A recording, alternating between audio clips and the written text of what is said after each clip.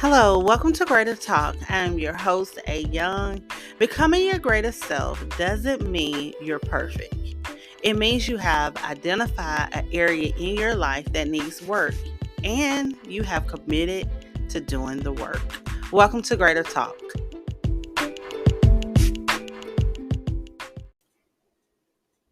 This episode of Greater Talk Podcast is presented by Greater Self and Widow Empowerment. Hello, and welcome to Greater Talk Podcast. Our guest today is a certified grief counselor, life coach, and widow confidant.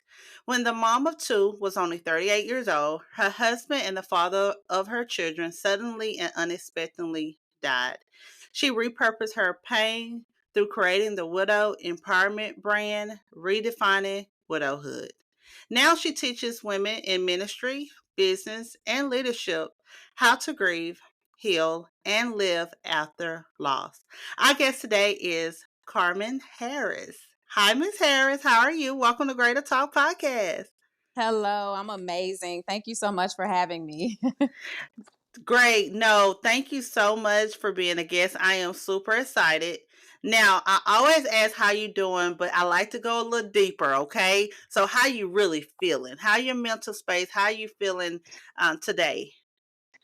Um, Today feeling a little, I guess I could say anxious as I'm in the rebuilding phase of Yes.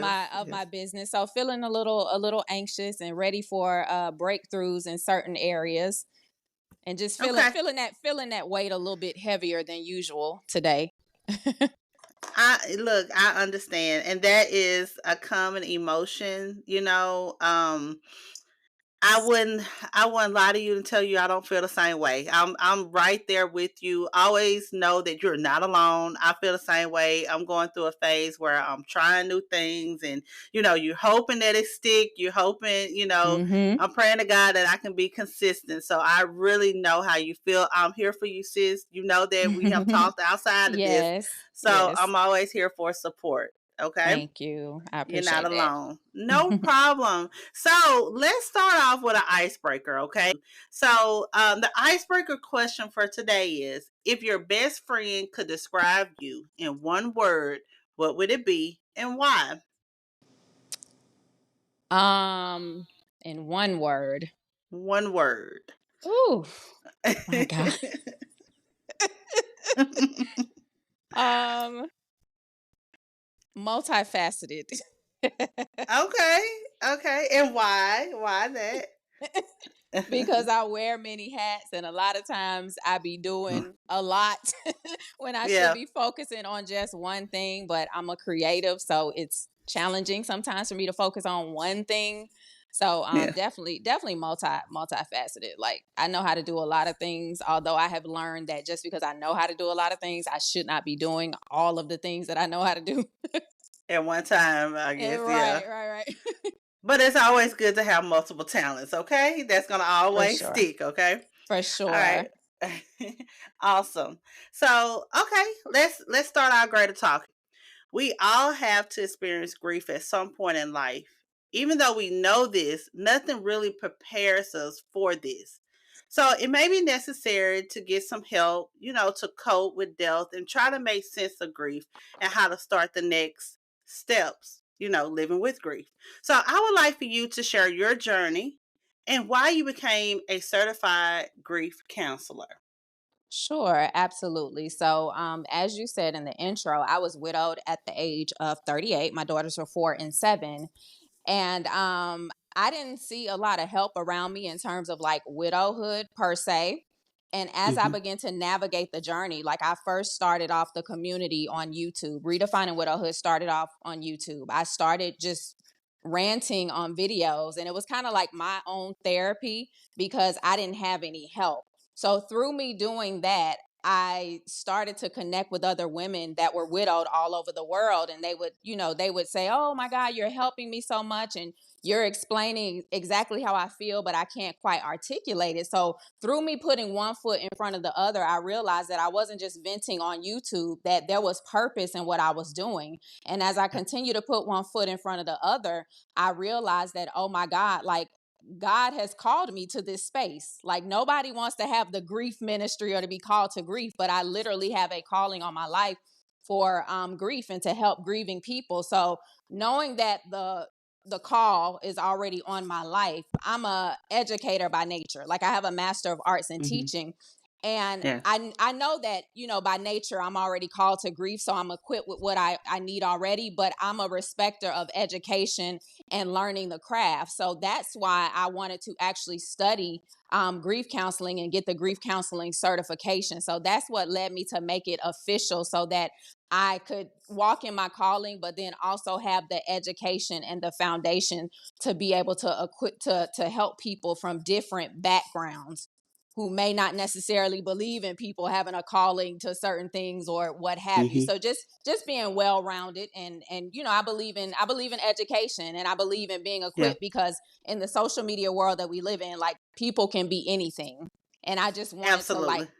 I wanted to solidify my credentials because I believe in credentials, even though you don't necessarily need them all the time. So that's what led me to go ahead and pursue getting my grief counseling certification. I like that. I love that. So, of course, what I like about what you stated, education is super important. And it's an ongoing thing too, because time Hmm. changes and level Yes, changes. So just being equipped with the knowledge and staying on top of it is super important. You mentioned your daughters, right? So yes. we spoke offline about that viral moment that your daughter had. Like, I hope I can just insert the clip right here because they can hear it. But you can tell that it wasn't a planned moment, but it was a needed moment. You know what I'm saying? Because you are raising your daughters to know that there is faith, there is God. You can tell. Yes, And as a mom, we try to protect our kids, right? Through right, difficult moments. And right, then I can only imagine what you went through because you're dealing with something that, very heartbreaking, losing your husband. But then also, you had to be a mom to help your daughters process that as well. So, as a right. mom, how did you help your girls adjust to their loss of their dad also?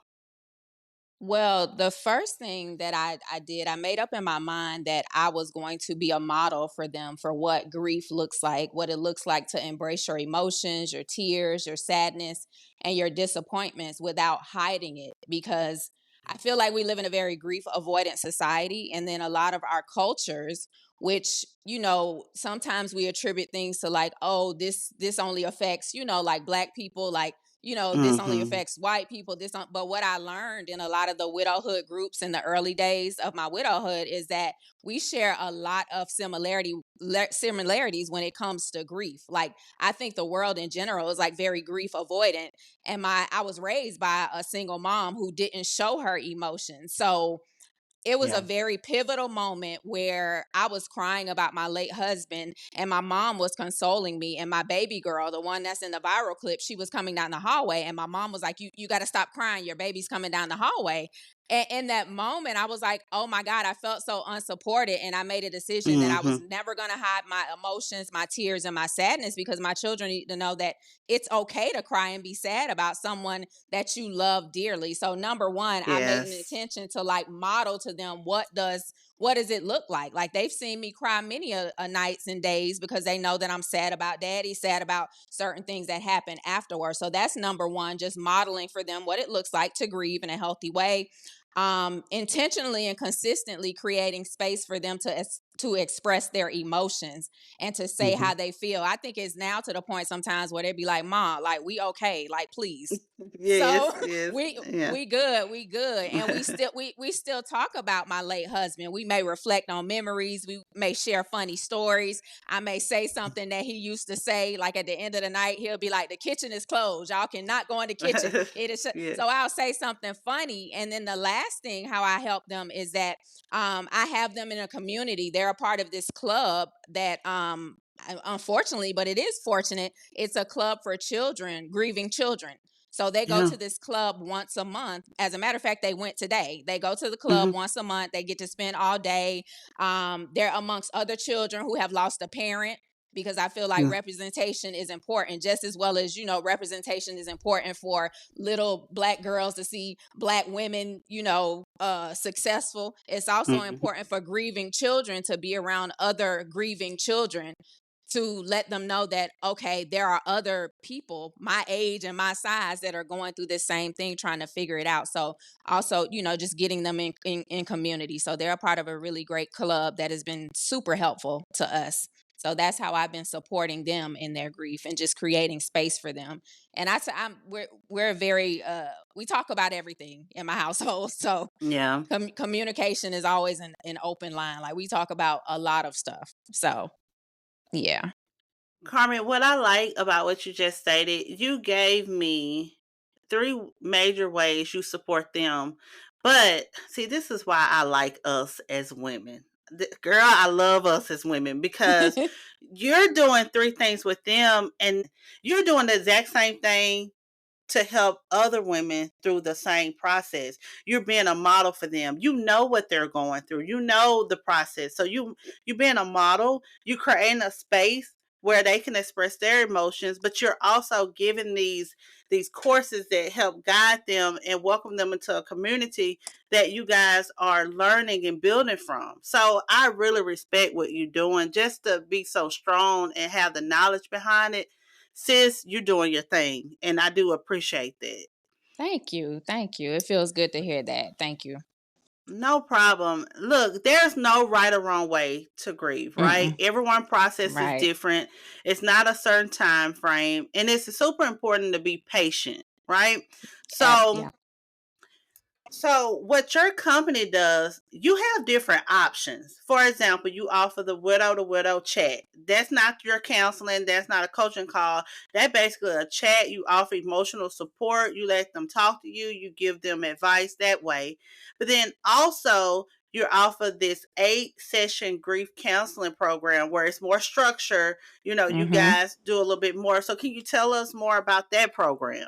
Sure, sure. With my grief counseling program, and it's open to not just widowed women, but Mhm. people who have experienced like the death of a loved one, and also people who have experienced losses like divorce or loss of career or major life transition. So in my program, it's an 8 session program, and it can be completed over the course of between 4 to 8 weeks, just depending on how much grief work the person wants to do in one week, because it is working through your grief. So basically in my program, I help my clients to move through 4 very key steps, which are considered the task of grieving and the task of mourning. So number one, I help them to accept the reality of the death, the loss, or the life transition that they experience, because a lot of times people have a hard time actually accepting the reality that their husband died, or their, insert the blank, died. Like that's a real thing. There are people walking around who've been going forward with life for years, and they haven't really accepted the fact that their person has died and they're never coming back.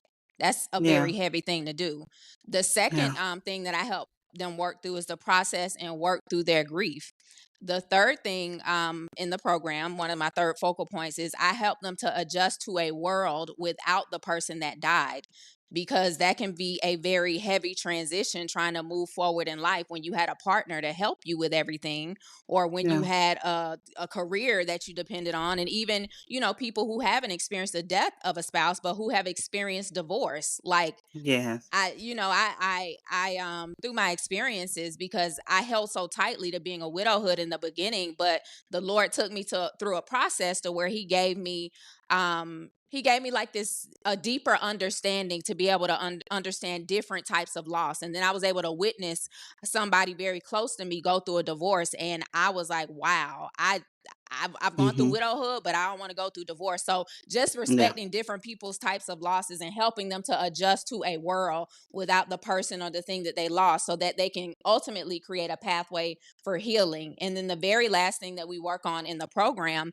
is helping them to find ways to remember the loved one who died or what they lost, while also learning how to move forward with the rest of their journey through life. So those are the 4 yeah, focal points in the program. And some people, depending on, how deep the loss is, we may stay on step number 1 for 2 or 3 weeks. So that goes back Mhm. to the point of you saying, how we discussed offline, that Mm. there's no timeline on grief.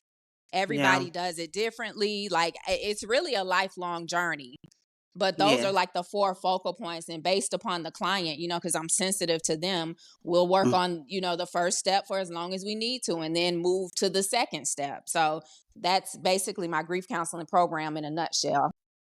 I like it. You have the key areas that you focus on, but it's tailored to that person. It's not just one size fit all, which is much needed. Mm-hmm. You are an author also. Your book From Chaos to Clarity: How His Death Birthed Her Purpose. Now, let's discuss the foundation of your book, because this is basically your story that you're sharing. And how did you find the inspiration to start this process, and how to write this book, through this heavy topic that's so personal to you? So the thing about the book is, I actually started writing the book before my husband died. It Mhm. initially started off one way. It was supposed to be a book about how sometimes women lose their identity in marriage and motherhood.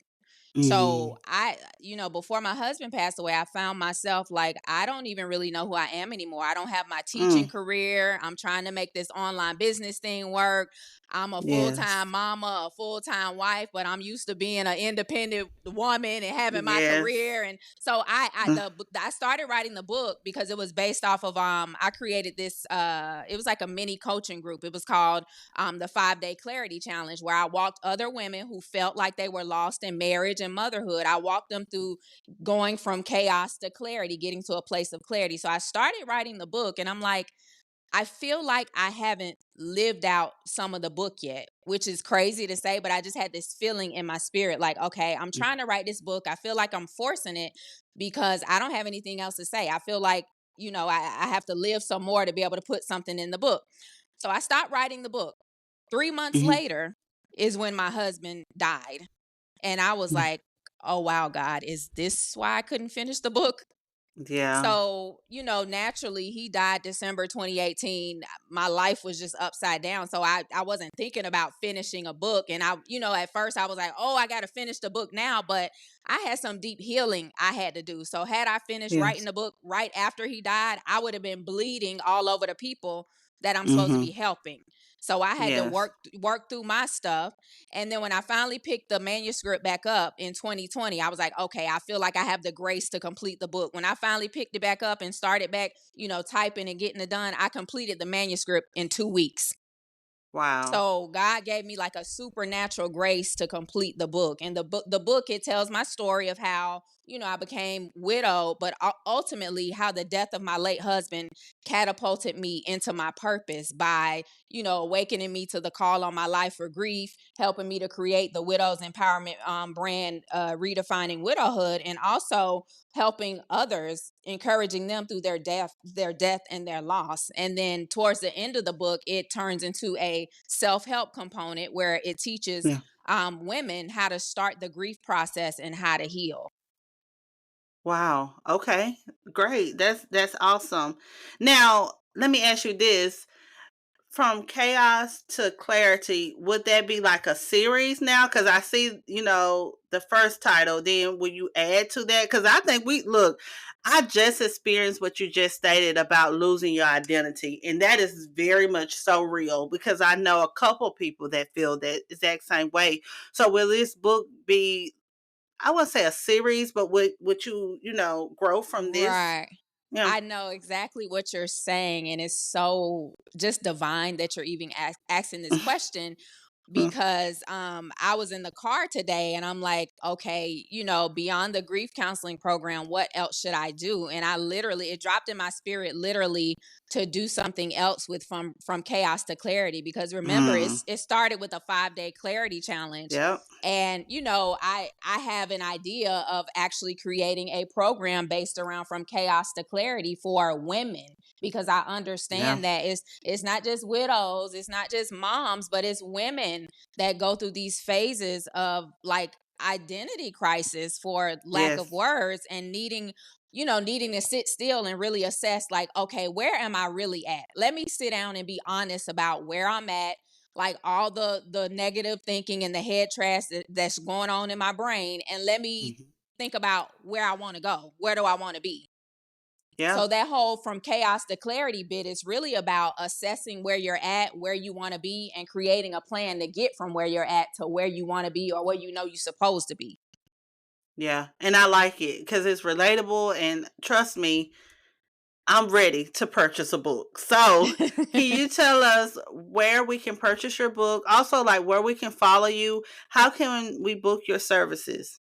Absolutely. You can go to my website, which is carmenandreaharris.com, and that's CarmenAndreaHarris.com, carmenandreaharris.com. When you get on my website, you're going to see the widow to widow chat, the grief counseling program.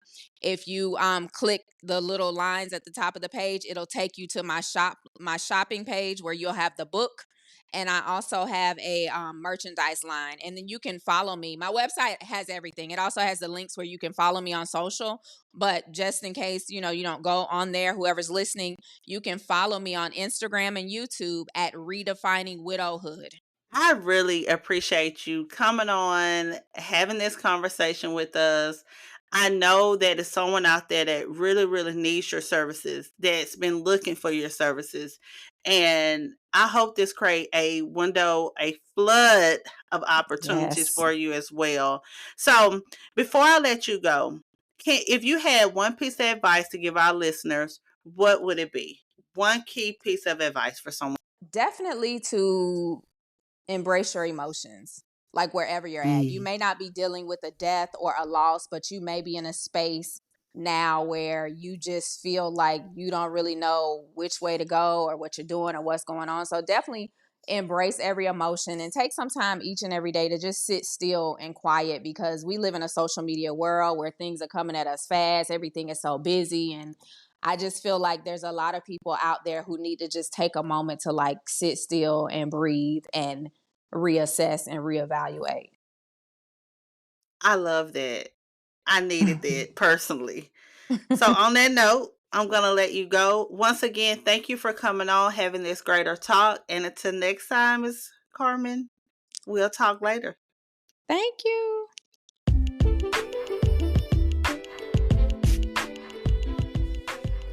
First, I want to say thank you so much to Carmen Harris for coming on, sharing a very emotional, personal experience with us.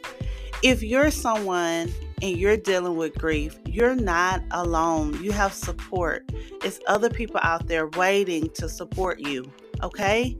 And listen, don't forget, with support, patience, and effort, you will survive grief. Someday, the pain will lessen, leaving you with cherished memories of your loved one. Until next time, I'll see you later, and we'll have a greater talk soon.